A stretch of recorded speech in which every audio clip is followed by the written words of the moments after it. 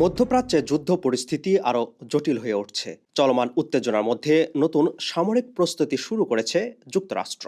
মার্কিন কর্মকর্তাদের মতে প্রায় ২,২০০ মেরিন সেনাকে ওই অঞ্চলে মোতায়েন করার পরিকল্পনা নেওয়া হয়েছে। এই বাহিনীটি মূলত ৩১তম মেরিন এক্সপেডিশনারি ইউনিটের অংশ।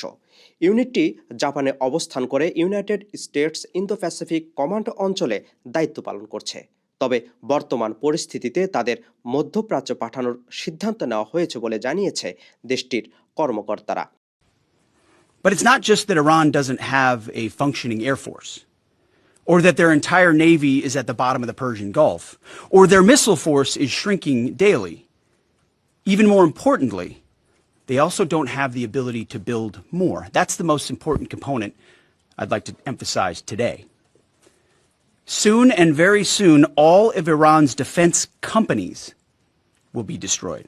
মেরিন সেনাদের মধ্যপ্রাচ্যে থাকা ৩টি মার্কিন নৌবাহিনীর যুদ্ধ জাহাজে মোতায়েন করার পরিকল্পনা নেওয়া হয়েছে।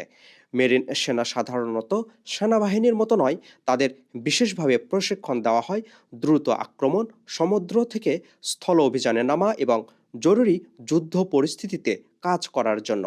যুক্তরাষ্ট্রের মেরিন বাহিনীর সবচেয়ে বড় বিশেষত্ব হল তারা যুদ্ধ জাহাজ থেকে সরাসরি উপকূলে নেমে অভিযান চালাতে পারে, অর্থাৎ সমুদ্র, আকাশ ও স্থল ৩ দিক থেকেই দ্রুত হামলা চালানোর সক্ষমতা রয়েছে।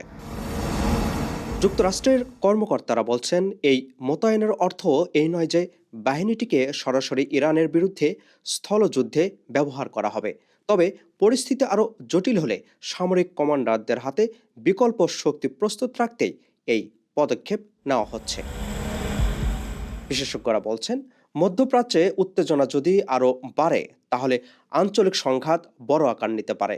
পরিস্থিতি কোন দিকে গড়ায় সেদিকে এখন নজর আন্তর্জাতিক মহলের। আপেল মাহমুদ, ঠিকানা নিউজ ডেস্ক, নিউ ইয়র্ক।